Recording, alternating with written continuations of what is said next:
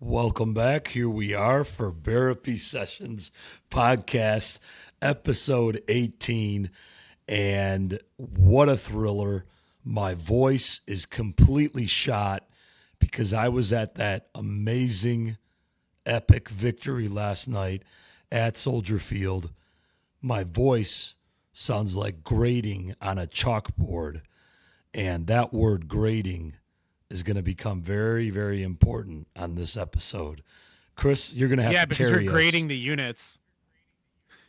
because we're grading the units and we're grating the cheese. All right. So, Chris, take it away.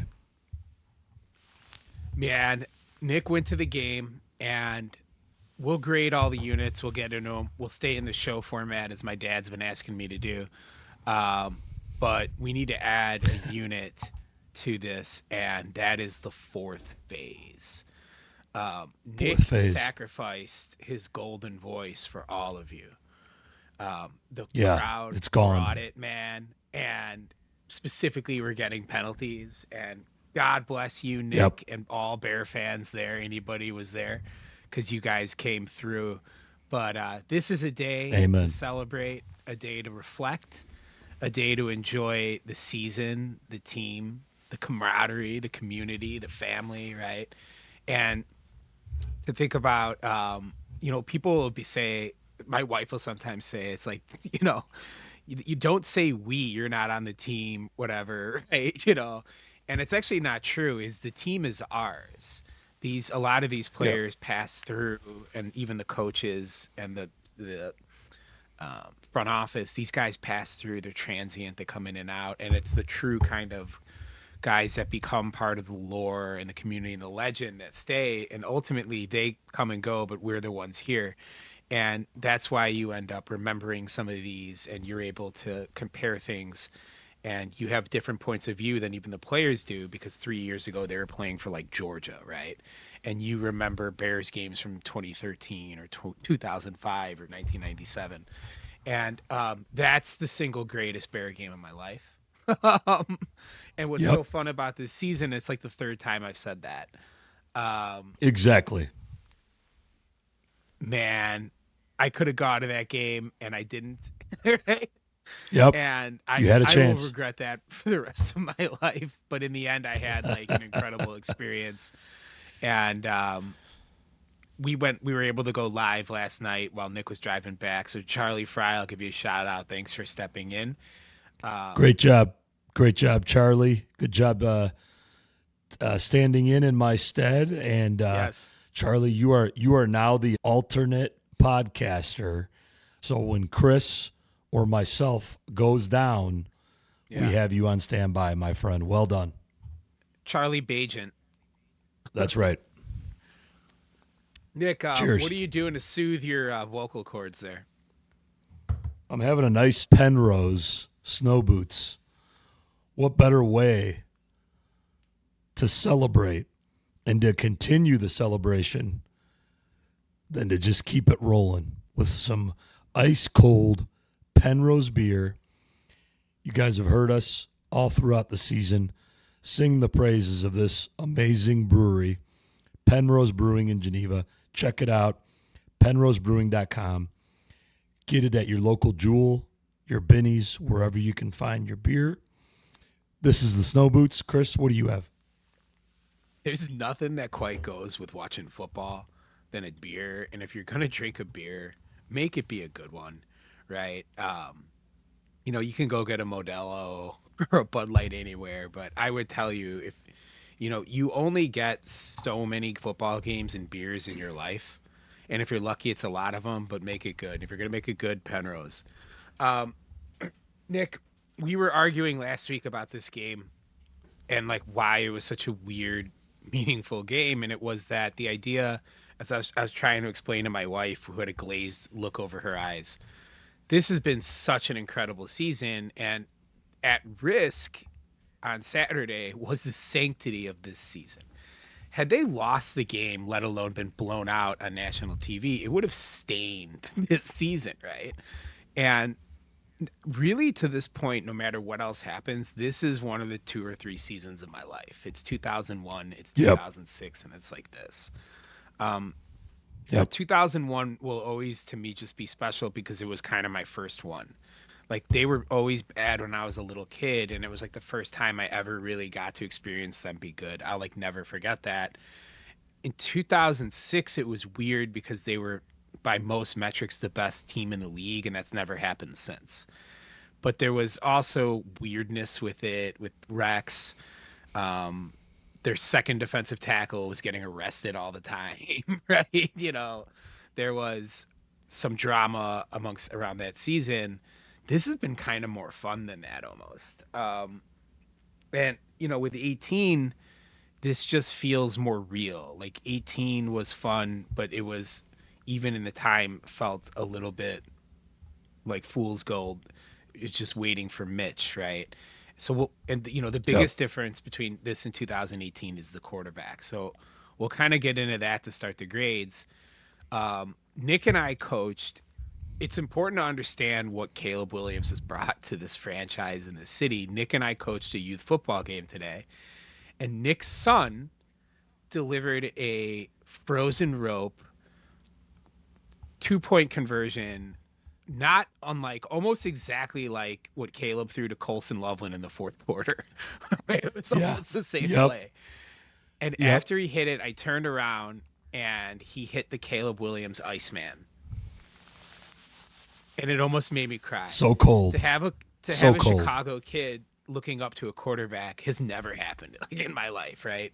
Yep. Dropping my sons off at school over the past couple years, it would really like piss me off that you would see in the schoolyard all the kids are wearing Patrick Mahomes and Justin Jefferson jerseys, and that sucks, Yep. man. That Yeah. sucks that your NFL franchise is like not relevant, and these kids are wanting to watch football, and they're idolizing other players and other teams, right? And dude, man, do you know how fun it would be to be a second or third or first grader and have Caleb Williams as your quarterback? Oh my God, right? Awesome. So A new cool. So generation. A new it's era. just it's a new world, man. A new Um, world. I've been watching the Patriots game while we're getting ready for this, and let's see, yeah, it's over 16-3, Patriots win.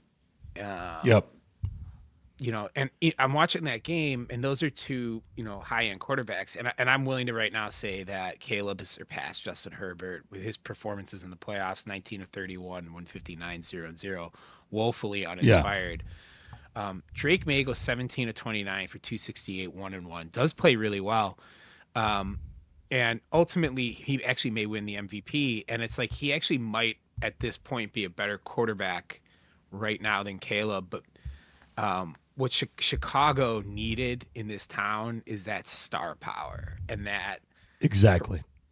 force of nature, force of personality, cult of personality in this franchise at the position we haven't had. And to also understand that this franchise has been in a woeful cycle of pure loserdom for a very long time. And you needed a guy outside of that to come and drag them kicking and screaming out of it. You need that's exactly right. You needed a guy who wasn't just a prototypical quarterback like Drake May. Drake May has played great. Nothing against him. Caleb Williams has something a little bit extra that exceeds, that overcomes. There's something about him that when the chips are down, he takes it personally. And he took that personally. Apparently, in the locker room at halftime, he turned to Cole Kmet and he said, "We're going to have the greatest comeback in Chicago Bears playoff history tonight." And that's what he did. And my goodness, was it just amazing. What I would like to do, Chris, before we go to the grades, which we will definitely do, let's just talk about our experiences. I want to hear about you watching it, and I'll give our audience a little bit of the taste of inside the stadium and just the absolute afterglow of walking out of that stadium. So, Chris, you want to start with your experience, and then I'll share mine. I watched the first half of the game at my in-laws and my father-in-law's brother's house in Naperville.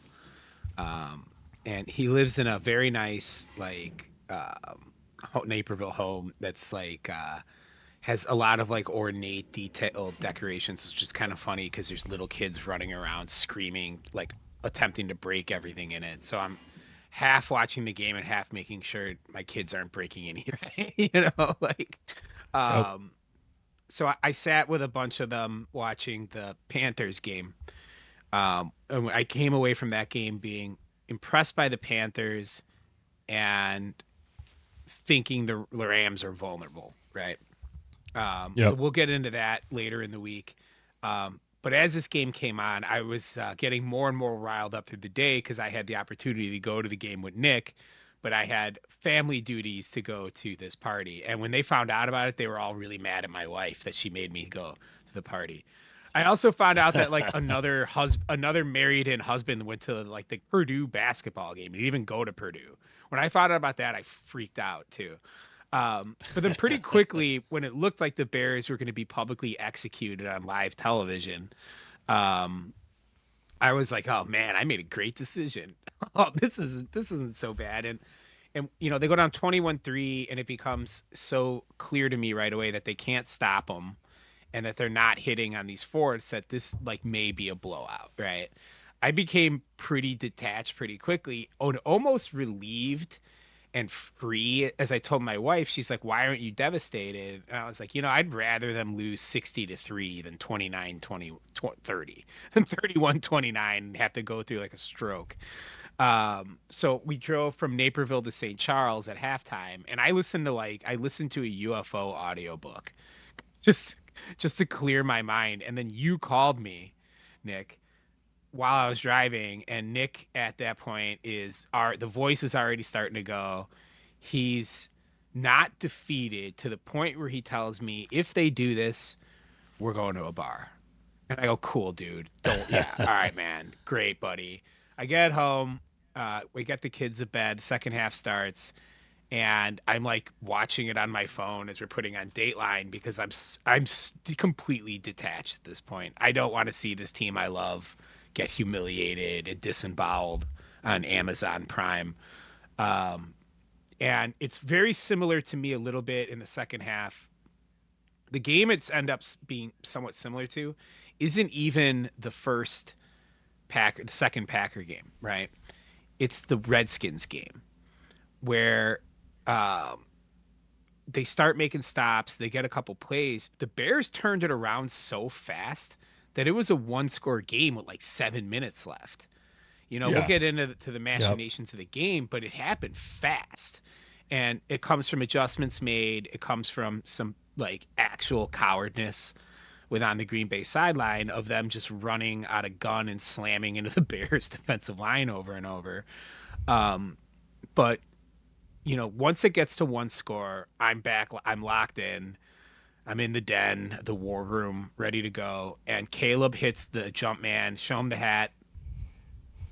Show him your hat, Nick. Yeah, Caleb hits the jump man on 4th and 8. And at that point, he hits that throw, and I'm like, oh my God, they're going to win. Um, he hits the touchdown, the pump screen and go. And I instantly realized that they had scored too quickly. On an aside of it, Nick and I coached a youth football game today, and I tried to score with 0 seconds left, and I shot myself in the foot, and we lost because of it. Right? So actually, good on Ben Johnson, but the Packers get the ball with a minute and a half left and two timeouts or whatever, and I literally couldn't watch it. Like I was like having like basically a mental breakdown, and I went into my cold dark basement and I cracked open a Penrose Goofy Boots. Guys, check it out. They're all a jewel. And I sat alone in my dark basement and drank that beer. And I walked upstairs into my den about 5 minutes later, and on the screen, they were all celebrating. It said 31-27. And then I just started screaming and woke everyone up in the house. Um, Incredible. to which to which point I went live with Charlie Bajent. Um, and then and then Nick nearly came. Nick was planning. We nearly had Nick at my house at like 3 a.m. in the backyard when he thought better of it. But it was an experience sitting by myself in my basement I live in a 101-year-old bungalow. I live in like a historic home, so my basement's really scary. It's kind of like Kevin McAllister's um, from Home Alone. It's like dark, it's unfinished, and I was sitting in that basement drinking that beer, too afraid to watch the end of the game, and just thinking, man, what else can make you feel this alive? Can you imagine not loving sports? Those poor saps. How just the visceral feeling of life. Nick, you tell us, what was it like there? Yeah, so I'll give you a little inside look at the stadium and the tailgate. So I'll take you all the way back. Let's rewind all the way back to the tailgate. The tailgate was absolutely electric. All Bears tailgates, if you've been to them, they're amazing, right? But this one in particular was great. Everyone, the vibes were immaculate. The Packer fans were few and far between, which was a great early sign. There was little to no Packer fans, which was awesome. And the tailgate was great. You know, we just had some great food, had a great spread, great setup. Shout out to my good buddy Abby for joining me, and also my brother Shane, and my sister-in-law Heather. And then, guys, listeners, I met George McCaskey in the tailgate lot. He's been known to frequent the lot before big games. And And I now told Chris, subscribing to the show. yep. Hopefully that'll be happening soon. But I did get to say hi to George. Me and my brother got a picture with him. So that was a special moment. And he was just getting absolutely mobbed and swarmed by fans looking for selfie after selfie. So good on George. Thanks for showing up. Thanks for supporting us tailgaters. And I'll tell you what, the vibes were set. Walking from the tailgate lot, from the south lot to the stadium, the snow flurries were just streaming down. They were pouring down. And I just started knew getting I had really mad. I started getting really upset about it. yes, I had a feeling then. I just had a deep visceral feeling that we're going to win this game. I don't know how. I don't know why, but we are going to win this game. I took that as a very good sign. And so we got into the stadium. The snow finally did stop right before the game. And pregame festivities, the game kicks off. We know what happened in the first half. It was ugly. It wasn't good. But I will say this, and Chris gave a huge shout out to the crowd, as was well deserved. That crowd did not turn on the team. I've seen that crowd and I've heard that crowd turn in the past. They did not do it. Yeah, I've been there. They didn't do it. Yep.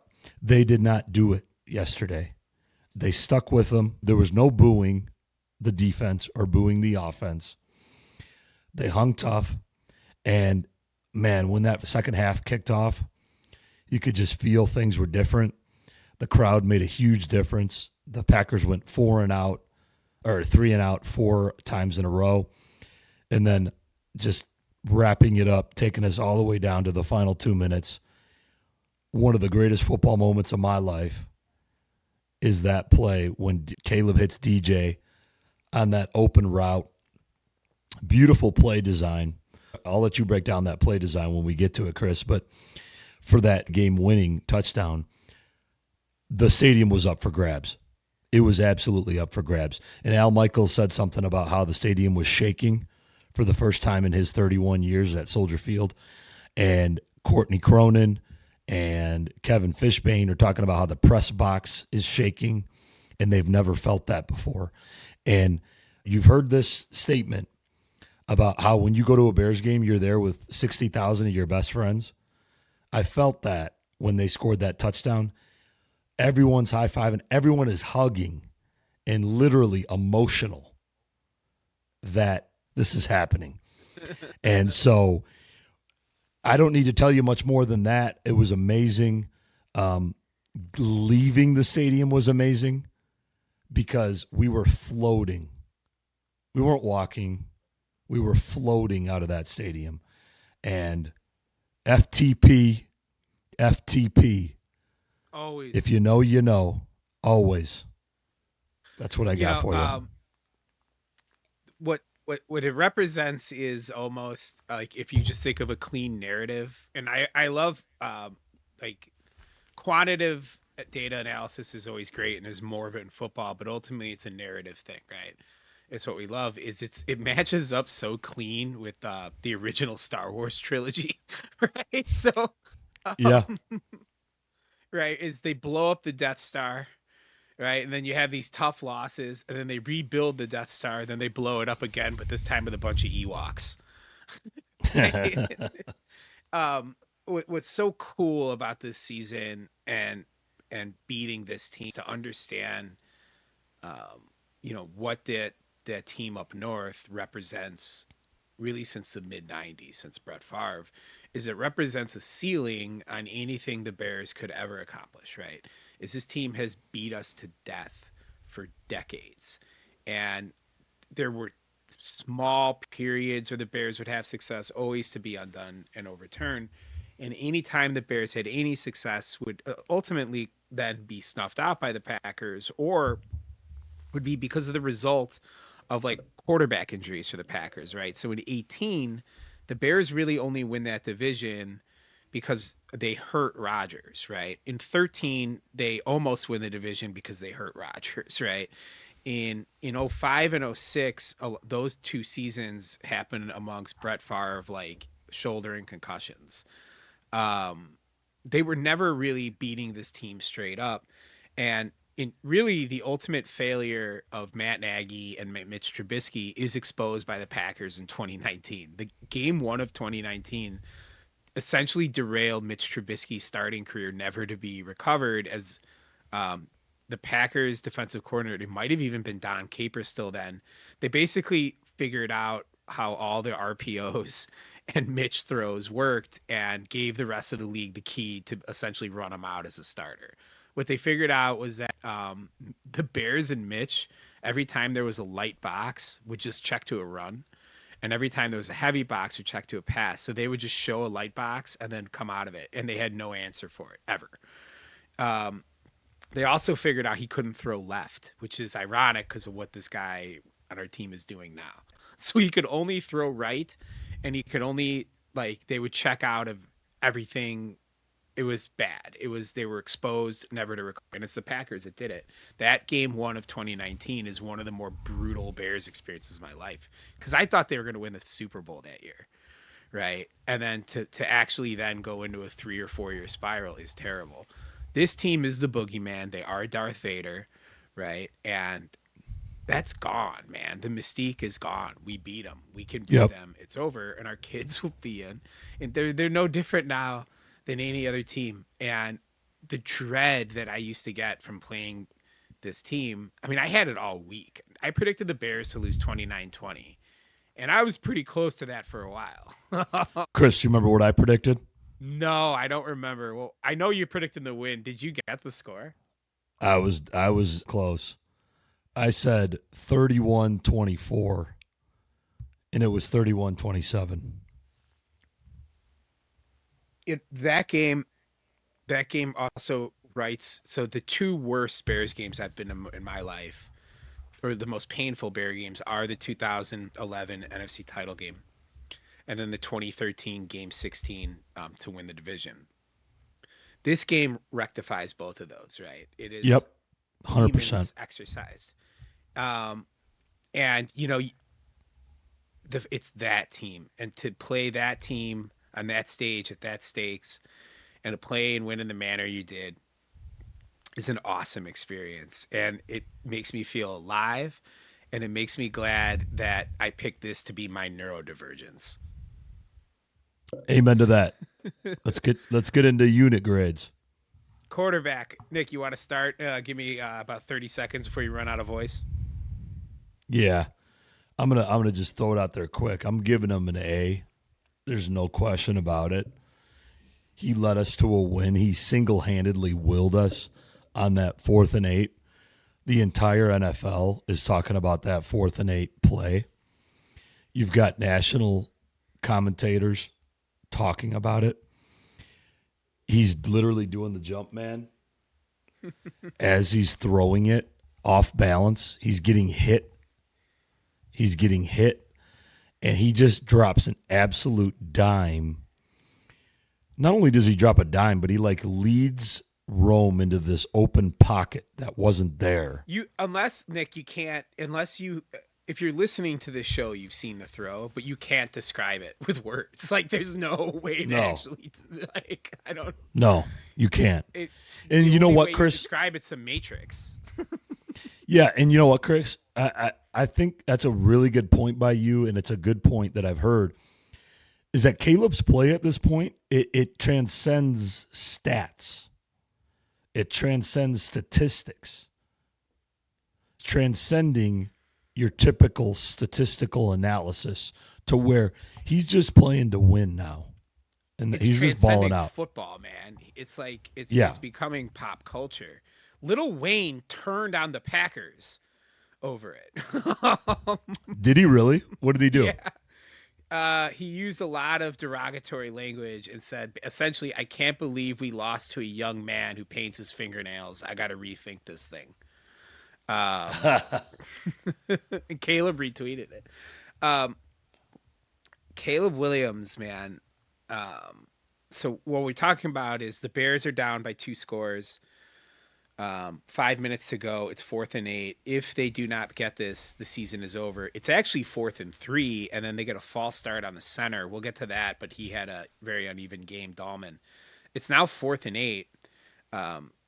Caleb rolls to his left and has a free runner who I believe is Edgerrin Cooper, who's one of the freak defenders in the league, is able to elude him and then makes a throw with no feet on the ground to his left in what we call a jump man throw because his legs are completely extended, where he sails a ball in the cover 2 hole between the safeties and corners into it. Rome Odunze for like 16, 17, 20 yards on a deep over. Essentially a play that I frankly have never seen in my life, and I've watched thousands of hours of football. I don't know how many people on the planet could have ever made. There's screenshots where his feet aren't touching the ground. Nope. It is when you combine the opponent, the stakes, the time in the game, it's the single greatest play within the last 25 years of the Bears, maybe other than the Devin Hester kick return in the Super Bowl. The pure athletic spectacle of it alone is the price of admission, and that this is real life, that this is our quarterback, that this is the guy your son gets to watch, man. Right? If we had Jim Miller and Shane Matthews right now, that kid might be at orchestra practice on Sunday, but instead he's ripping 2-point conversions, right?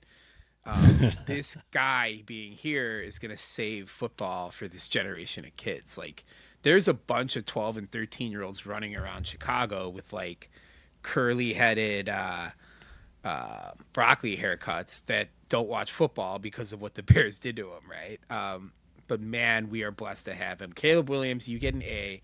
The stats, I mean, whatever you want to say with them, it is 24-48 for 361, 2-2. It's the greatest performance by a Chicago Bear quarterback in the playoffs ever. It has to be statistically. McMahon never put up stats in any of those games. I think Kramer put up some numbers against Minnesota in like 95. But other than that, you're not looking at much. Cutler put up a really good day in 2011 in their last win, but that was against a 7-9 team that they had kind of had fed to them. That is unlike anything we've ever seen, and he's 23 years old, right? My brother was asking me. My brother is a casual football observer, right? And he it's a very good point, is how is it that every first half this guy doesn't seem like he can play football, and then in every second half he's the best in the world? And I don't know what goes into it, but I do think it's a real simple thing is that when you give him 4 downs on every set and they know it, it changes the play calling. And just, I don't think there's a defense in the world that can stop this guy every set for 4 downs. And I think that's ultimately what it becomes. And then he's like, well, they were kept going for it on fourth in the first half. And I'm like, yeah, but it's not the same. It's when the chips are down and this guy has to have it. I think he's undeniable. He's an irresistible force. Caleb Williams, you get an A. I'm going to give you an A, not an A plus, because of those 2 picks or whatever, right? But man, one more point about him. This was kind of fun. Is this morning, is my friend Natalie Wellhausen Madzurek texted me 2 years ago during the great Caleb Justin war. Okay, wanting to know, why would we in the world would we get rid of Justin Fields? Like, what are we thinking? And I laid out to her in very sharp detail how like Caleb Williams is this incredible prospect, right? I explained to her that if you took every quarterback over the past 7, 8, 9 years, he goes number 1. And I texted that to her, and then at the deepest, darkest point of last year of Waldron and Eberflus, she screenshotted that to me and sent it to me and said, where is this top 5 quarterback you told me about? And I hung on to that till yesterday. I hung on to it and I sent it to you, Natalie, this morning out of like just spite, man. And there he is. I was right. There it is. That's him, right? And there it is. Amazing. And ultimately, no, I know. As Caleb continues to do these things and push us into uncharted territory, I do often think about that was the 3-year anniversary of Colts Texans. That was the same day. Yep. Lovie Smith, right? And it should be a Bears holiday. The butterfly effect of how fickle NFL fortunes can be is that this player is here because of a random game in Houston between the Colts and the Texans, coached by Lovie Smith. And if you're listening to this podcast, you probably know what happened, but this chain of events sets off this motion where the Bears end up with this quarterback and all these other assets, right? But ultimately, we are in uncharted territory with this player. We've had good teams. We've never had them driven by the quarterback. And, man, where would you rather be and who would you rather have with the ball in their hands at the end of the game? Is there anybody else in the league? No. Absolutely. Not even. No, there's not. There's not. He's the guy. He's the guy. Honestly, in the crowd, at about 8 minutes, maybe even 10 minutes in the fourth quarter, I thought to myself, we're going to win this game. We are going to win this game. I don't even remember what the score was at that time. We might have even been down still 2 scores or more. Mm-hmm. But just the way that the play and the game was shaking out and how Caleb plays in those moments, I had that thought. We're going to win. And I've never had that thought as a Bears fan. I've never been privileged to have that thought. Said it this year, right? Oh, yeah, this year for sure. But before this year, no, never had that ever. This guy at the end of games is devastating. He's an irresistible force, and he's literally unstoppable because of his God-given skill set. You're not going to stop this guy 4 times in a row. You're just not. And you're going to have to take a hard look this week on what you're going to be able to do defensively with the Rams. And ultimately, this window of contention and the heights this player will reach in his rookie contract will be defined by Ben Johnson and his ability to weaponize this and control it and to make it more efficient and repeatable, right? Because the ultimate outcome for this is a little bit, this is actually what Caleb looked like as a freshman in Oklahoma, where he had these flashes. It wasn't always consistent, right? It was almost like if you think of like X-Men and Cyclops, right, without his glasses, where he's just shooting rays all over, right? Yeah. When he got to USC, he got the glasses, right? And that's where he became the Heisman winner. Was he was able to then do it on a down basis for the whole game, and he was absolutely a force of nature in college football, unlike you've ever seen. And he's not there yet as a pro, but like I kept asking to see the player I saw in college, and now we're getting the Oklahoma version, which means what's coming is the USC version.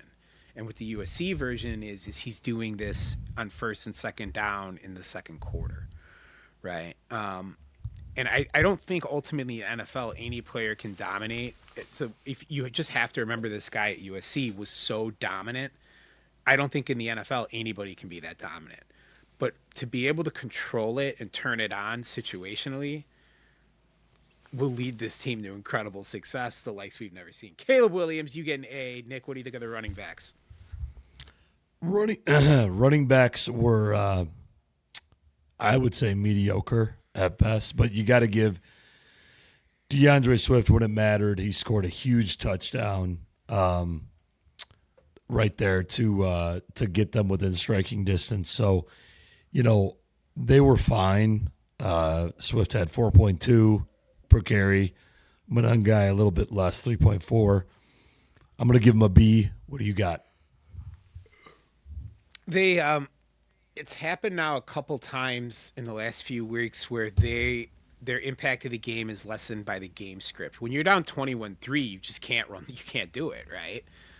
Swift played awesome. He made multiple big plays. He had the touchdown run where Kayshawn Nixon just makes a business decision, which rocks. I love that dude tapped out. Yep. He has on the last drive, he has a swing pass, right? He's a consistent given, right? He's giving you what you need every week. And, Monangai had a really big reception at the end of that game. Yep. He did feed the crowd. Hey, did you notice one of the dads at our game was wearing the Angry Run shirt? I didn't see that. No, yeah. That's awesome. He told me he bought it though. Shout out to Kyle Grant for giving those shirts out. Yep. You would really like to, for wherever this season goes and how many games we have left, them be able to weaponize that running game when they either have a lead or it's close. They get into a situation against Detroit where they're down 2 scores right away, and you can't in the second half. Same thing with Green Bay, and then with San Francisco, you're trading touchdowns. But the game script goes against it. But these guys are bringing it every game, so it's like a B+. And Swift is earning a contract extension. Like he is a just wonderful running back, and I just can't remember a guy at that position at this age blossoming like this, right? He brings an edge, and he's, I think I sent you some metric by some advanced stat. He's the second best back in the league. Nick, who else would you rather have right now? Did you watch Barkley today? He's cooked. Yeah, well, I don't know what's going on with him. He's not like looking the same good. Age. I think he got paid. I don't. I mean, it's like as far as like the money goes and the value. I mean, I don't know. I don't know another back I'd rather have than this guy right now. There's a couple guys like this. Dude, God bless you, DeAndre Swift. And Monangai, keep going, man. But the running backs get a solid B. Offensive line, this one's interesting. What do you think? I'm gonna lean on you more on this one, but we're gonna give, before we even give him a grade, we're gonna give a Dr. Nick Dog to Ozzie for what he did for the team, laying it all on the line. Chris, explain to our listeners what he did. Nick and I discussed this earlier in the day as Nick was between throat lozenges and green tea. What does Caleb drink? Macho tea? Matcha. Okay. I drink beer. In the fourth quarter, at the end of that game in the last drive, Ozzie Trapillo tears his patella tendon in his knee, which is very, we'll get to that later. There's so much, but we might have to have my brother on for that one. My brother's an orthopedic surgeon. Yep, we'll get him on. Shane? Put the G on, Ozzy buddy. Ozzy suffers a serious knee injury, and the Bears have one timeout left. They're driving to try to win the game. Ozzy Trapillo goes down, and if he goes down, it will cost the Bears their final timeout. That dude on one leg wills himself at full speed off the field, literally in tears, right? He can't walk, and he's gets himself off the field at the last second and saves the Bears a timeout before collapsing into the sideline, right? He earned Incredible. a few hot dogs, right? And what that is it's buy-in, man. Is that, Yep. dude, if it were Rashid Wheeler on the Packers, he goes down and costs them a timeout. It happened to him on their last drive.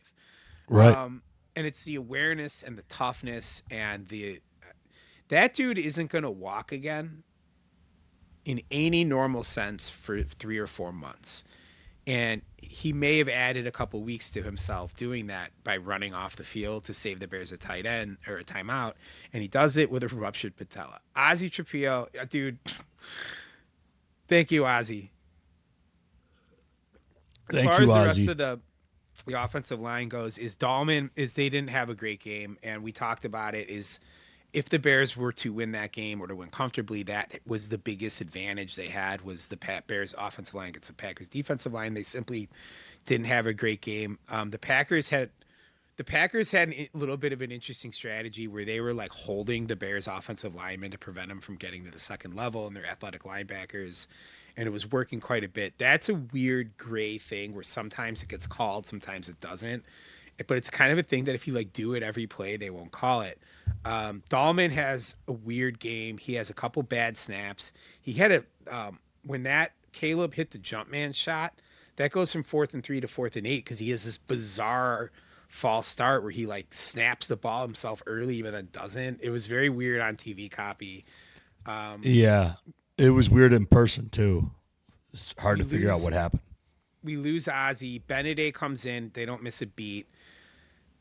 This is a weird year where we played 3 left tackles and had them all somewhat functional. So, I mean, that's good. At one point, they were running Beneday split out on clear out routes. So something's going to happen. I saw that. Yep. What it appears they were doing with it is that if you look at it again, is they were trying to throw it deep over to Burden, and they wanted it where Beneday would be laying out a safety 30 yards downfield, which is pretty cool. I don't know. We'll see. But, dude, if Theo Beneday catches, like, a 35-yard touchdown pass, like, just be ready for that, you know? The offensive line, it gets a C, and they get it because this was a game they needed to dominate, and they didn't. There were several penalties. Wright plays pretty well, but they're going to need to significantly step it up because I just looked at the Rams PFF profile and it's coming, like hell's coming to town, and they're going to be fighting a significantly higher weight class. So this is the best unit on a team. It needs to play better. They get a C. Pass catchers and receivers. Let's lump the tight ends in, Nick. Yeah. So if we're lumping them in together, you got to start with the guy who was the star next to Caleb, which is Colston Loveland. Just what he is doing right now, and I think the broadcast touched on it.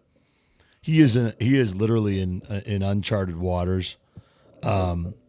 He is putting up numbers that have not been seen in a long, long time. And I think he's put up, the second best playoff performance for a rookie tight end. So he was incredible. What do you got on him, Chris? It's possible Colston Loveland's the best tight end in the NFL today, like right now. Yep.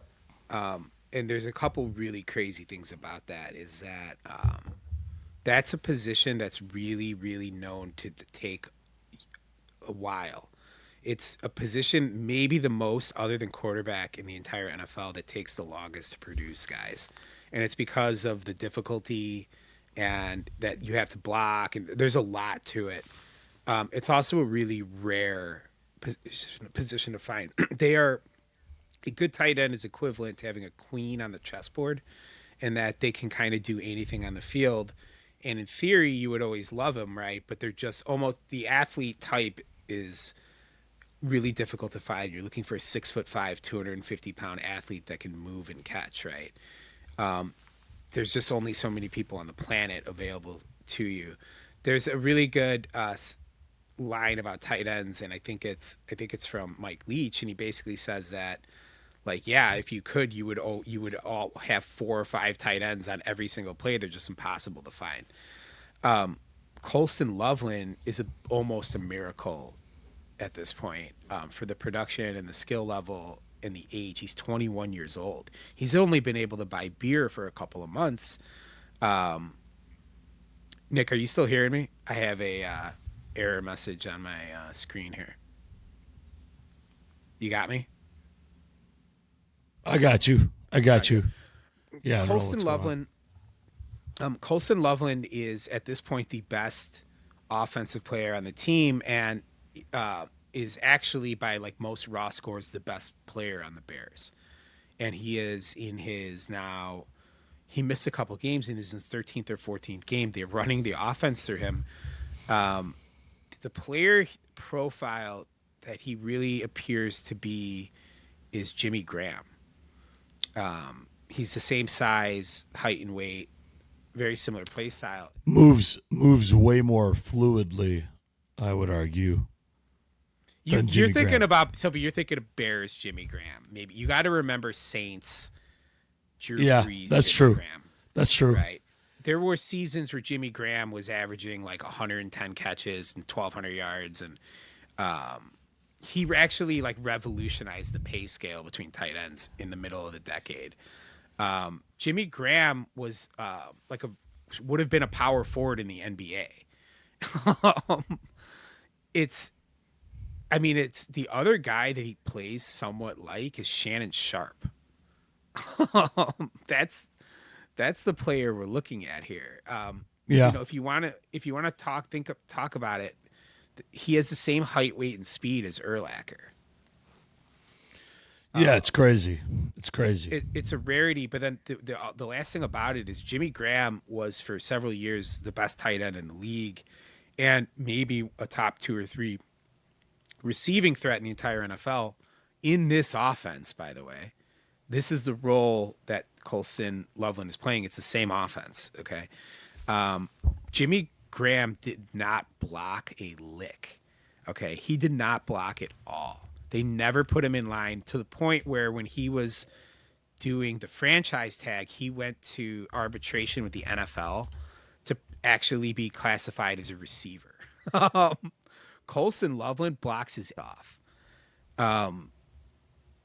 Right now, this may be the most valuable player outside of rookie Puka Nacua on a rookie contract in the league. And who knows what this guy's going to do next week, man.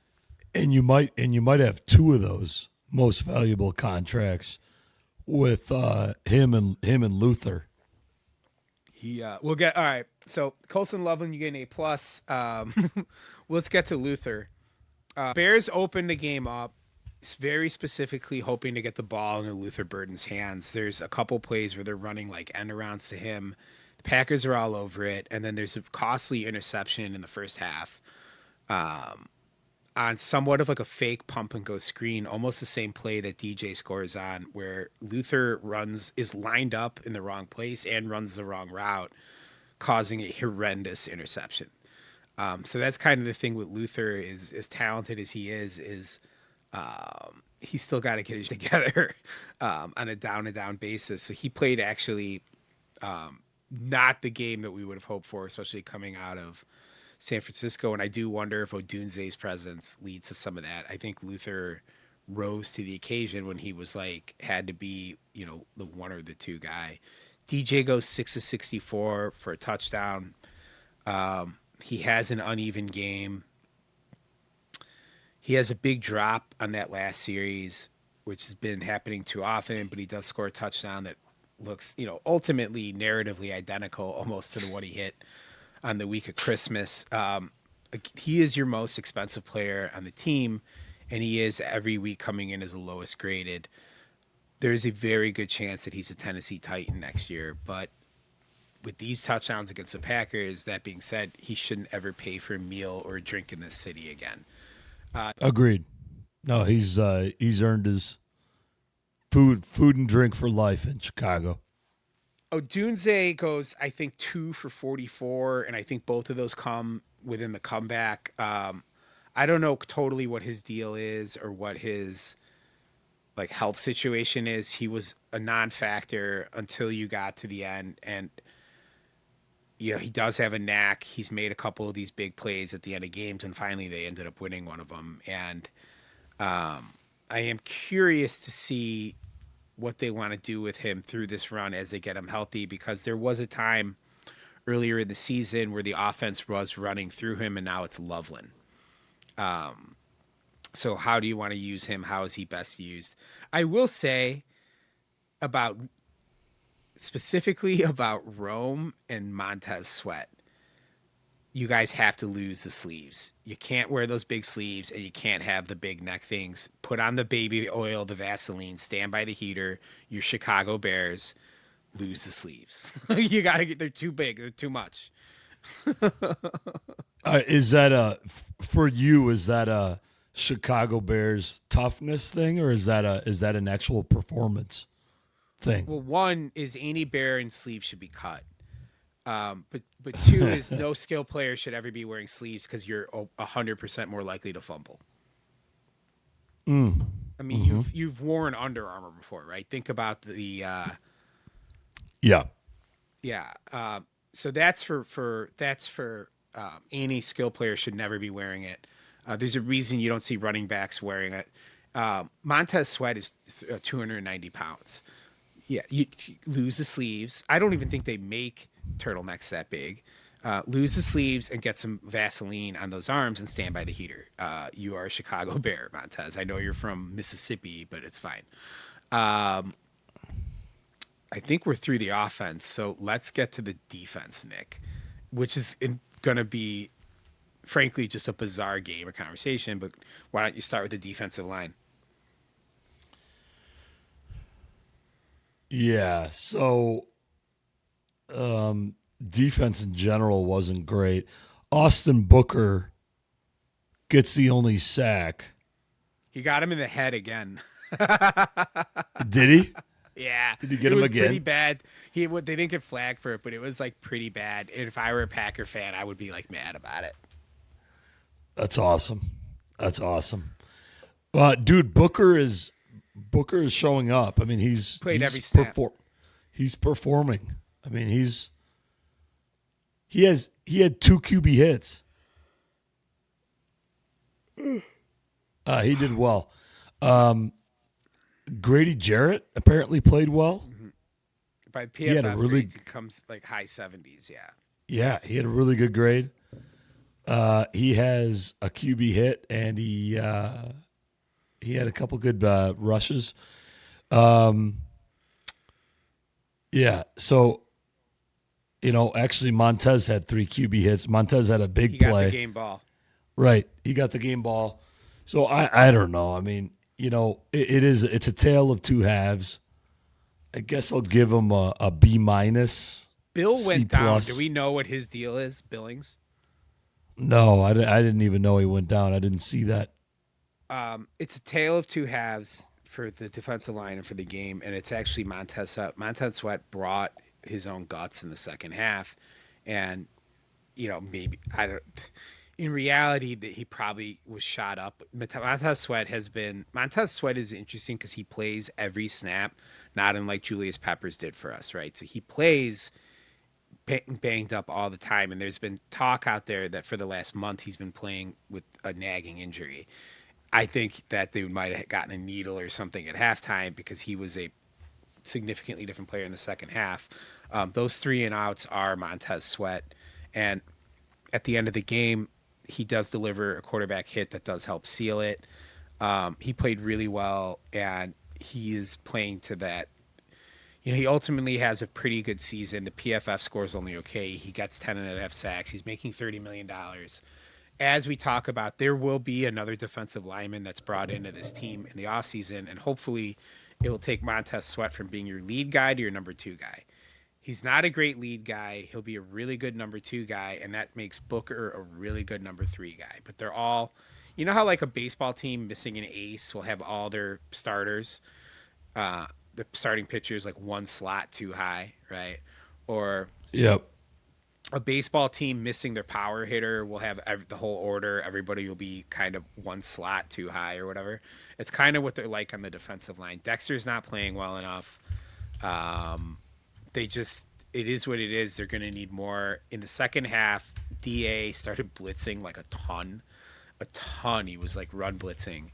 And they were stuffing the run. And it ends up being a big deal where LaFleur just kept running out of the gun into a wall, into 7-8 man, 9-man fronts in it. But the defensive line gets a C plus, buoyed by Montez Sweat's performance. Linebackers. Yeah, so let's see here. Let's take a look at the numbers. You know, nothing really stood out to me. Injury. Yeah, we had a big injury from TJ Edwards. TJ, Fibula. yeah, it's a really tough one. You know, thanks, buddy, Nick, for on the TV copy. They had George McCaskey like running down the tunnel following TJ on the cart, and they were like, he's a billionaire, but he loves these players, right? It was kind of crazy, but you know, I didn't awesome. want to be an asshole, but their defense actually got better when Jackson came on because he can run, and they're so slow on the field with TJ on the field. The guy ran a 4.8 coming out of college, right?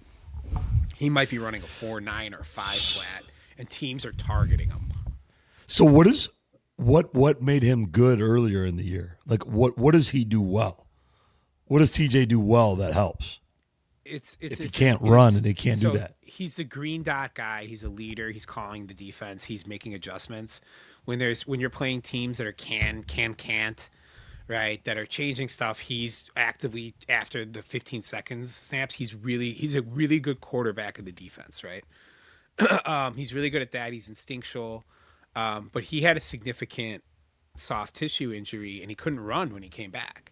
He hadn't been able to run the whole time, and there's a couple guys like this, and teams are isolating him against backs and tight ends, and he can't cover it. There was a play in the first quarter where I think it might have even been on the first drive where like there was like an end around, and he like literally just started like do you remember what I'm?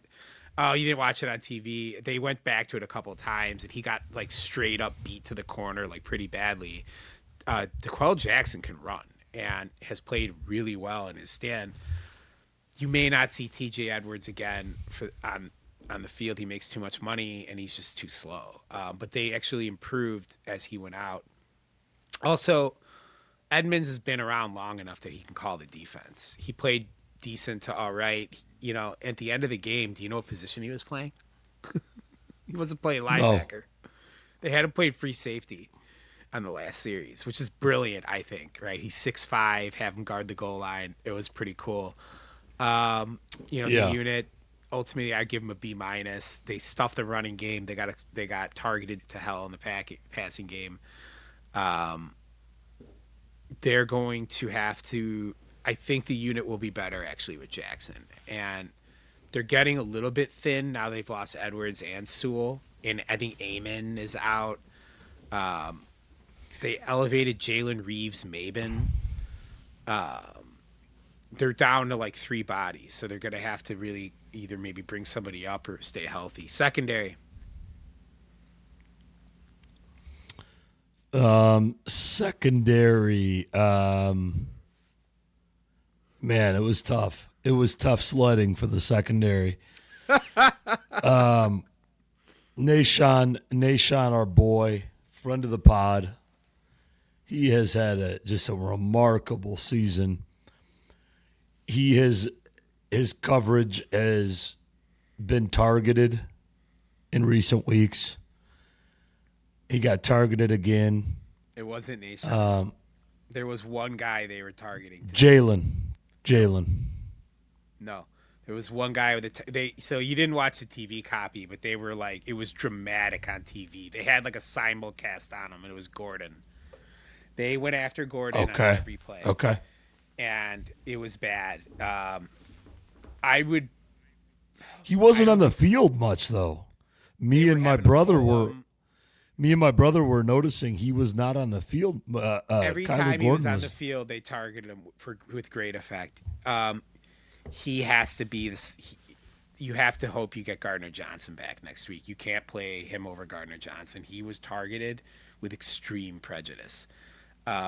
Johnson is up and down. He said during the week, until he gets a full rehab, he's not going to be the same guy. I mean, him and Gordon are both coming off of like core muscle injuries, so his change of direction isn't what it should be, and that's partially being exposed. He had a pretty good play against Watson at the end of the game, but he is not the Jalen Johnson that got paid $22 million or whatever.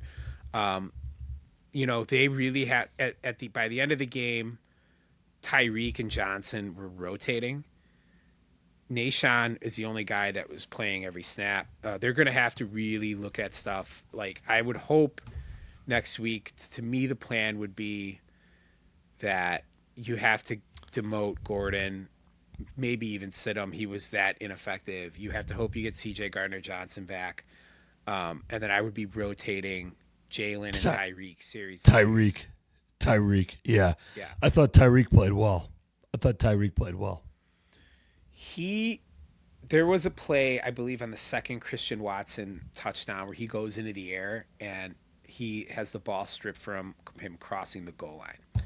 And it ends up not being a touchdown. And that is Tyreek Stevenson making a play not unlike he did against Dallas, where he's not giving up on it.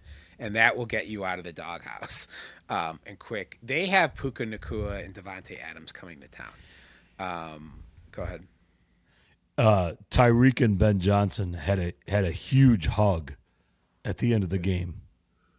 Okay, so that could be a sign of things to come for his playing time. That's not the guy who controls his playing time. Well, he controls the guy that controls his playing time. They have the two best receivers in the league coming, so they're going to have to figure something out.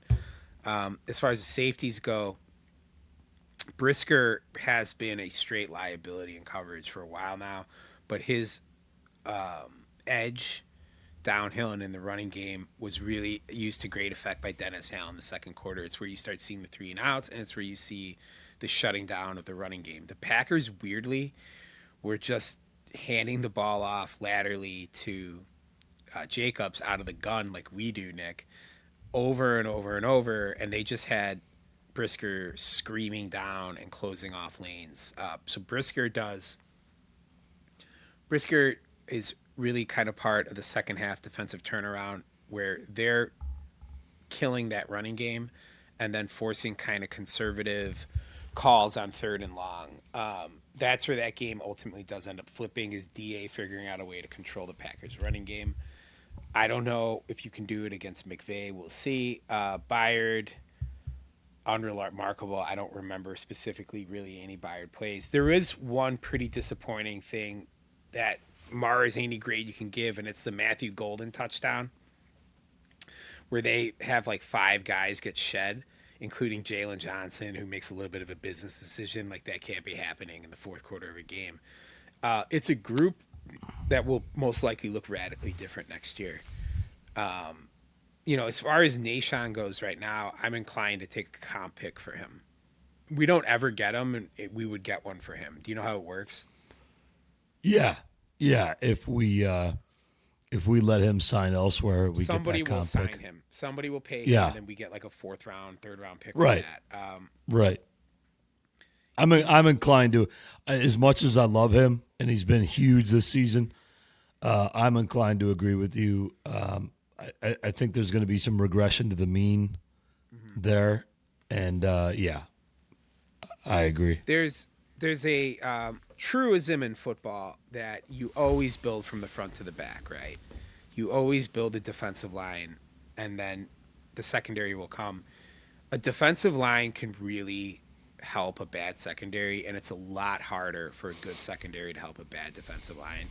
And if you have a bad secondary and a bad defensive line, there's nothing you can do. And that's where we appeared to be against San Francisco and against the Packers in that first half. When they go into next year, every asset they have and resource needs to be put in the defensive line, and that secondary. I don't know how many of these guys will be back or where they find stuff, but you can find guys to do it. They found Nation right in the street.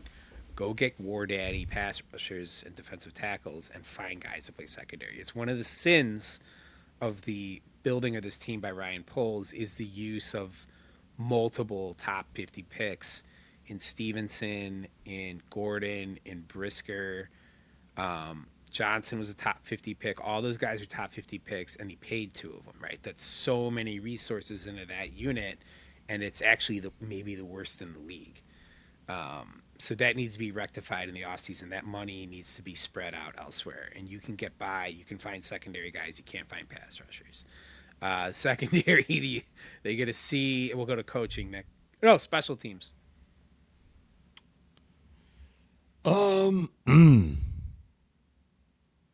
Yeah, I don't have a lot on special teams. It's What do the you best got? special teams performance of the year, and it's not close. Devin Duvernay was incredible. He has multiple kick returns that really helped the team out. They forced like 2 fumbles on kick returns. They didn't get them, but they forced it. And Cairo Santos was in. And what I'm mad about is I see these teams that with kickers, making it from 68 regularly, and our guy's limit is like 50. But in the elements, I don't know if there's anybody better in the league in that stadium, and it's a huge advantage, especially when you look at the Packers. Ultimately, if you go through Packerville, Packer Twitter, listen to it, they want that kicker's head on a stick, man. McManus misses an extra point. I think he missed 2 field goals and an extra point, which is more than enough to be the margin in that game. But it's the bet. I don't know if it's their best performance, but it's their best performance relative to the opponent. The Packers special team was catastrophic, and the Bears was good. And it's actually the special teams difference that really comes through at the end of this game. So HT, dude, HT, get a little beer here. Devin Duvernay belongs on this team next year. He's really valuable at what he does. Man, that punt return was really big. He really was big in keeping him in it. So I would give the special teams an A. But Nick, what do you think about the coaching? I think I think Ben came into this game knowing that he had to push the envelope. We talked about it. Yep, exactly. He took You my advice previewed it too much. exactly. He took it to the extreme, but I think he knew that he had to be aggressive to give this team a fighting chance with this defense. I don't think it worked well in the first half, but I do think it corrected itself in the second half. I think he adjusted well. I think all of the coaches adjusted well. I think Dennis Allen adjusted well from a defensive standpoint. They got the win. Not only did they get the win, they got breaking news. Yeah, are we scheduled? I think I saw it on Sunday. You know what it is? On yeah, Sunday? It's going to be Sunday, yeah. Did they give the time? Because the time is TBD, I think. Either at 2 or 5:30. Right, I saw that. If we have to coach a football game during this, I'm going to lose my mind, Nick. Can we just ask Belia to do it? Chris, I think we need you on it. You saw the team we got. We got enough good players. You can do it. Or the parents. It's a parents' night. Parents' night, it is Chris. parents' night. You guys do it. Instead Parents' of texting night. me your Instead It's of parents' texting me your night. kid didn't get the ball enough. You can do it. It's parents' night. Yeah, No, it'll be It'll be Sunday. I'm gonna night, get- I think. Yeah. Okay, that's great. I'm gonna give Ben. Listen, I'm gonna throw away the first half. I'm gonna look at what he has done for this team, this franchise, and what this win represents. What this win, the demons that it exercises. I'm going to give him an A, actually, because that's a big win. So I'm gonna go ahead and I'm gonna give him an A+, and I'm gonna give it to him for 3 letters, Nick. Let's get this mic good and close. FTP. FTP. This was a loser organization with losers from the top all the way to the very top to the bottom. Every part of this organization and this culture was infested by losers and losing for years. And it manifests itself in all kinds of ways. And the way you treat your rivals and the way you're treated by your rivals. This is a team that's on Hard Knocks and can't swear, right? This is a team that is going to go out and, be cordial and everything. And to have this guy come in and bring this edge to this team and to this rivalry and to get them out of that is almost a miracle. And it's almost impressive than anything he dials up. Dude, that game-winning touchdown, man, he took from Art Briles and Baylor in like 2015, 2016 before he got railroaded for sexual assault covering up. He straight up ripped that off of a Baylor team from 10 years ago and threw it out there. So break that down. Break that play down. I want to hear about that. So in the first quarter, they run a wide receiver screen with an unbalanced offensive line. So they go with center guard on the right, and then they have Darnell Wright playing tight end all the way out on the left side, and they're peeling him off as a blocker with 2 tight ends behind Luther Burden. They give Luther the ball on that, and he gets like 12, 15 yards, and they did it twice. So the third time they did it, the Packers sniffed it out, and they ran their safeties up to fly to blew up Burden, and they snuck DJ behind it. And this is a play that comes from West Texas football about 20 years ago. In college football and high school football, the hashes are further spread out. So the receivers are way out in more space. And a big staple of that play that took over college offenses, 10 years ago, and this comes from Kendall Briles, Art Briles. You see it all over the Big 12, and it's not worked its way up, is that you run a bunch of these wide receiver screens, and then you pump one and then go. And they ran it to complete perfection. And what's kind of funny about it is, like, if you're talking about the clock management of how much time do you want to give the Packers, you don't call that play to pick up a first down. That's a touchdown. That's one of your touchdown getter plays. And like, that's pretty sweet that like that dude's going for the dagger in that moment, not unlike they did against the Packers the first time on the shot to the end zone with Komet, right? But just the bigger point of it is that Mark, are you familiar with Mark Potash? Yeah. Potsy? Oh, yeah.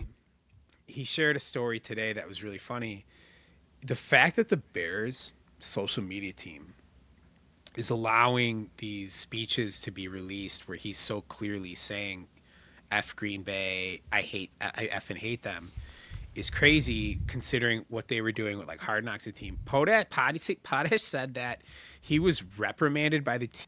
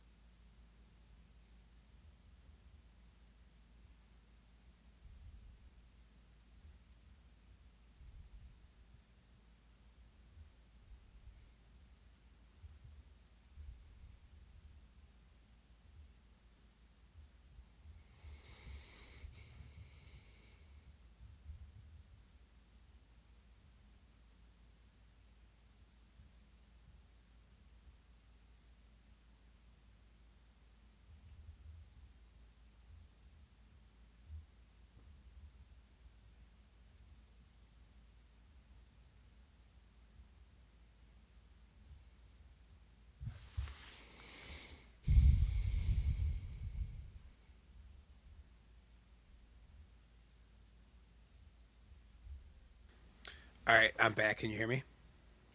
Yep. Yeah, my whole thing locked up. We'll finish with Ben Johnson, man. Is that beyond the X's and O's, the things this guy has done is to actually change the mentality and the culture in this organization. Is I keep coming back to the Tyler Dunn article from the summer where they had 20 anonymous sources trash Caleb and stuff.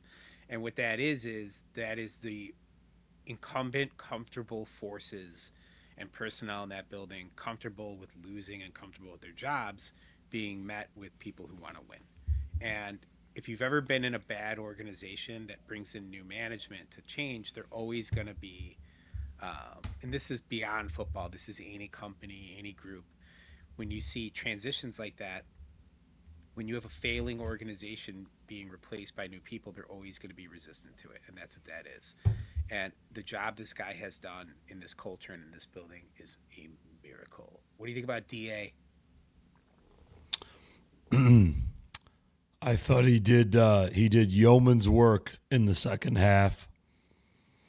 He made great adjustments. The defense got 4 3-and-outs in a row to start the second half, and that was big.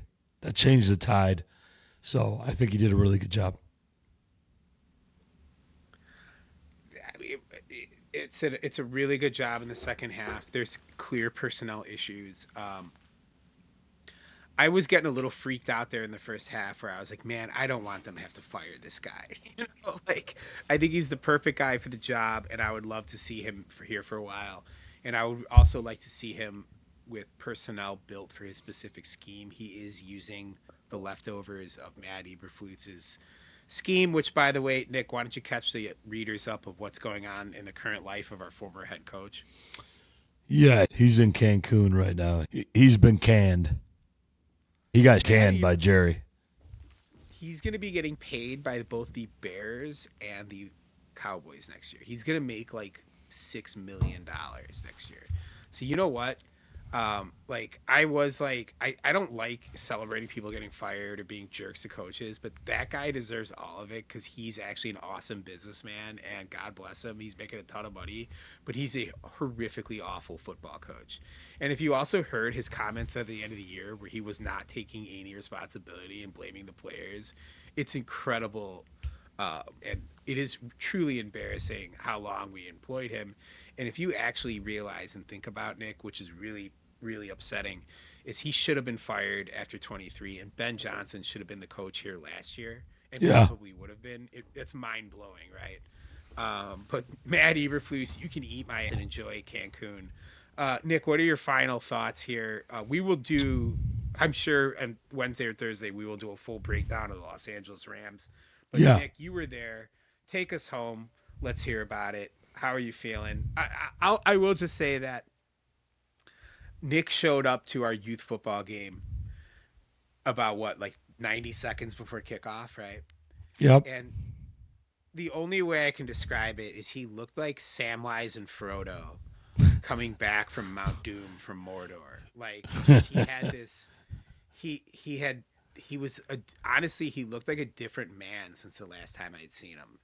It's this crazy look of like victory but exhaustion. He had aged several years since I'd seen him. So I saw Nick on Friday, right? He had a couple more. He had like several more grays. He had this like half cock smile, but his eyes were like half vacant, right? And I'm like, are you good? You good to go out there? And he gives me one of these. No. You know? Like, no. My voice was shot. I was just like, dude, this guy has lived 3 lifetimes in the past 24 hours. And God bless him, man. But Nick, we'll just take it away with heat, man. Is there anything else you'd rather be doing? No. Nothing. Who's got it better than us? Nobody. Go Bears! Go Bears.